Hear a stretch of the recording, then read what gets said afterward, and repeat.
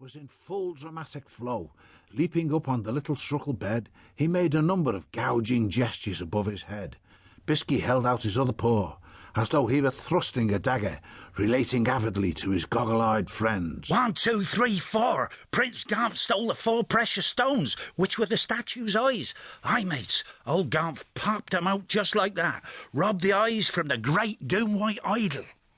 A Dibbon hedgehog, Dibbon is the name given to the youngest Redwallers, interrupted curiously. Why did he do that? Frintle, his older sister, sighed impatiently. 'Cause he was Garth, the Prince of Mouse Thieves, that's why, silly spikes. Bisky was accustomed to Dibbon's butting in. He carried right on with the story.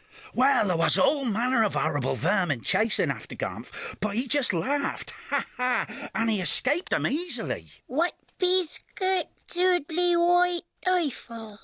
Bisky looked down at the tiny mole, who had poked his head out from beneath the bed. Moles speak with a curious accent, but Redwallers can always understand them. The young mouse smiled. It's the great Doomwyte idol, a big statue with 4 eyes. They're actually precious stones. That's why Garth, the Prince of Mouse Thieves, stole them. The mole Dibbon, who was called Duggery, nodded solemnly. Oh, I see. But where did the gunfin take he hide those eyes to? Bisky spread his paws wide. Right here to Redwall Abbey he brought them. Duggery thought about this before asking. Or then where beast they? The young mouse explained patiently. No beast knows where the eyes of the great Doomwyte idol are, 'cause Garth hid them. The little hogmaid Frintle posed a question. And I don't suppose you know where they are? The storyteller shook his head. No, 'cause they're in a very secret place, but someday I'll find them. Just see if I don't.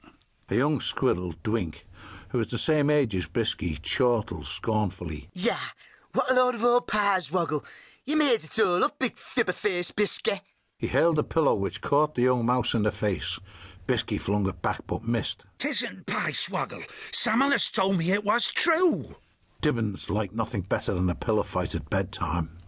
In the wink of an eye, the dormitory was transformed into a noisy battleground. Babes and young ones squealed with merriment as they flung and swung pillows at each other. Outside, on the window ledge, the magpie Griv had heard everything.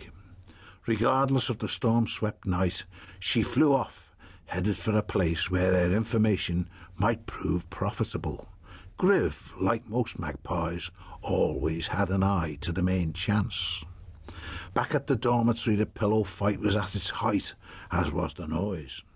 Redwall Abbey's infirmary and sick bay were on the same floor as the Dibbons' dormitory. Brother Torillis, the herbalist and infirmary keeper, did not bother to knock.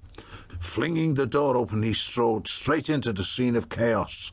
His paw shot up, catching a pillow in mid-flight.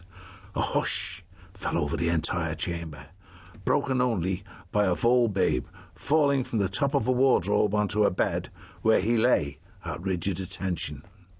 A few small feathers and wisps of pillow stuffing drifted silently to the floor as every young eye became fixed upon the tall, saturnine figure of the squirrel herbalist.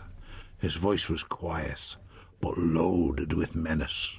What is going on here?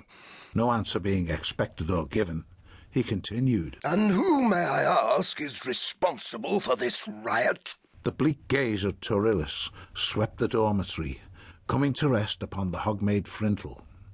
She could no more resist Torillis's stare than a baby chick confronted by a hunting serpent.